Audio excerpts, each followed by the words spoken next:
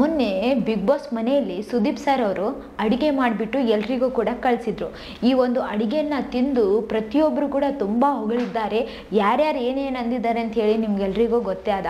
ಆದರೆ ಇದರಲ್ಲಿ ನಾನು ಇವಾಗ ಏನು ಹೇಳಕ್ಕೆ ಹೋಗಕತ್ತೀನಪ್ಪ ಅಂತಂದರೆ ಪ್ರತಾಪ್ ಅವ್ರದ್ದು. ಅದಕ್ಕಿಂತ ಮೊದಲು ಬೇರೆ ಹೇಳ್ತೀನಿ. ಏನಪ್ಪ ಅಂತಂದ್ರೆ ಸಂಗೀತ ಅವರಿಗೆ ಇಷ್ಟು ದಿನ ಸರ್ ನನಗೆ ಪನ್ನೀರ್ ಭಾಗ್ಯನೇ ಇರಲಿಲ್ಲ ಸರ್ ಅಂಥೇಳಿ ತುಂಬ ಭಾವುಕರಾಗಿ ತಿಂದಿದ್ರಲ್ವ, ಅದ್ರ ಬಗ್ಗೆ ಸುದೀಪ್ ಸರ್ ಅವರು ಮಾತಾಡಿದರು. ಆಮೇಲೆ ತುಕಾಲಿ ಸಂತೋಷ್ ಅವರು ಕೂಡ ತುಂಬ ಚೆನ್ನಾಗಿತ್ತು ಸರ್ ಅಡುಗೆ, ನಂದು ತಿಂದೆ, ಮತ್ತು ಆಮೇಲೆ ವರ್ತೂರ್ ಸಂತೋಷ್ ಅವ್ರದ್ದು ಕೂಡ ತಿಂದೆ. ಎಣ್ಣೆಗಾಯಿ ಅಂತೂ ತುಂಬ ಸಖತ್ತಾಗಿತ್ತು, ನನಗಂತೂ ತುಂಬ ಇಷ್ಟ ಆಯಿತು, ಚೆನ್ನಾಗಿತ್ತು, ತಿಂದೆ ಅಂತ ಹೇಳಿ ತುಂಬ ಹೊಗಳಿದ್ರು ಅವರು.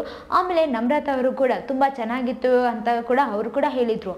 ಆಮೇಲೆ ವಿನಯ್ ಅವರು ಪ್ರತಿಯೊಂದು ಅಗಳನ್ನು ಕೂಡ ನಾನು ಎಂಜಾಯ್ ಮಾಡ್ತಾ ತಿಂತಾ ಇದ್ದೆ ಸರ್, ತುಂಬ ಚೆನ್ನಾಗಿತ್ತು, ಸಖತ್ತಾಗಿತ್ತು ಅಂತ ಹೇಳಿದರು. ಆಮೇಲೆ ತನಿಷಾ ಅವರು ಮತ್ತು ಕಾರ್ತಿಕ್ ಅವರು ಎಲ್ಲರೂ ಕೂಡ ತುಂಬ ಚೆನ್ನಾಗಿತ್ತು ಸರ್, ಚೆನ್ನಾಗಿತ್ತು, thank you so much sir ಅಂತೆಲ್ಲ ಹೇಳಿದರು.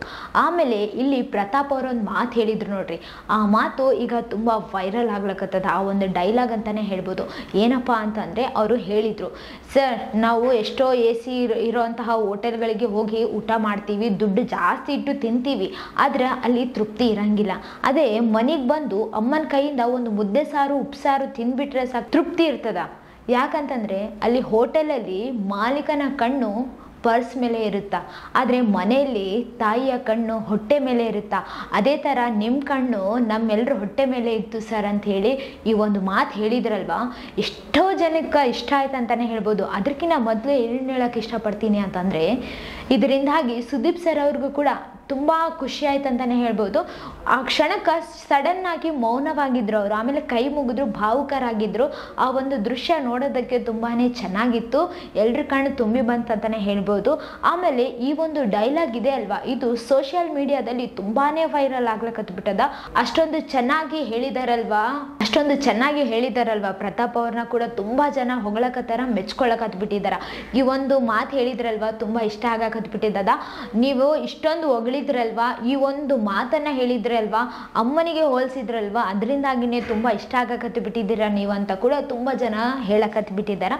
ಇನ್ನು ಸುದೀಪ್ ಸರ್ ಅವರು ಪ್ರತಿ ಸೀಸನಲ್ಲಿ ಕೂಡ ಅಡುಗೆನ ಮಾಡಿ ಕಳಿಸ್ತಾರೆ ಬಿಗ್ ಬಾಸ್ ಮನೆ ಮಂದಿಗೆಲ್ಲ. ಯಾಕಂತಂದರೆ ಇಷ್ಟು ದಿನ ಅದೊಂದು ಸ್ಪೆಷಲ್, ಅದೊಂದು ಅವರಿಗೆ ಒಂದು ಅದೃಷ್ಟ ಅಂತಲೇ ಹೇಳ್ಬೋದು ಆ ಬಿಗ್ ಬಾಸ್ ಮನೆಯಲ್ಲಿರುವಂತಹ ಮಂದಿಗೆ. ಯಾಕಂತಂದರೆ ಸುದೀಪ್ ಸರ್ ಅವರು ಅಷ್ಟೊಂದು ಜನಕ್ಕೆ ಅಡುಗೆಯನ್ನು ಮಾಡಿಕೊಡೋದಂದರೆ ಸುಮ್ಮನೆ ಮಾತಾ, ಅದು ಅವರು ಪ್ರೀತಿಯಿಂದ ಮಾಡಿಕೊಡ್ತಾರಲ್ವ, ಅಷ್ಟು ಸಖತ್ತಾಗಿರುತ್ತೆ ಅಂತ ಹೇಳಿ ಎಲ್ಲರೂ ಕೂಡ ಹೊಗಳ್ತಾರೆ. ಹೊಗಳಿದ್ದು ಈ ಒಂದು ಸೀಸನಲ್ಲೆಲ್ಲ, ಪ್ರತಿಯೊಂದು ಸೀಸನಲ್ಲಿ ಕೂಡ ತುಂಬ ಜನ ಹೊಗಳ್ತಾರೆ. ಬಟ್ ಈ ಸಲ ಜಲ್ದಿನೇ ಮಾಡಿಕೊಟ್ಟಿದ್ದಾರೆ ಸುದೀಪ್ ಸರ್ ಅವರು ಅಂತಲೇ ಹೇಳ್ಬೋದು. ಇನ್ನು ಈ ವಿಚಾರದ ಬಗ್ಗೆ ನಿಮ್ಗೇನು ಅನಿಸಿತ್ತು ಅಂತ ಹೇಳಿ ಕಮೆಂಟ್ನಾಗ ತಿಳಿಸ್ರಿ. ಇದೇ ಥರ ಮತ್ತಷ್ಟು ವಿಡಿಯೋಸ್ಗಾಗಿ ನಮ್ಮ ಚಾನಲನ್ನು ಲೈಕ್ ಮಾಡಿ, ಶೇರ್ ಮಾಡಿ, ಸಬ್ಸ್ಕ್ರೈಬ್ ಆಗಿ. Thank you.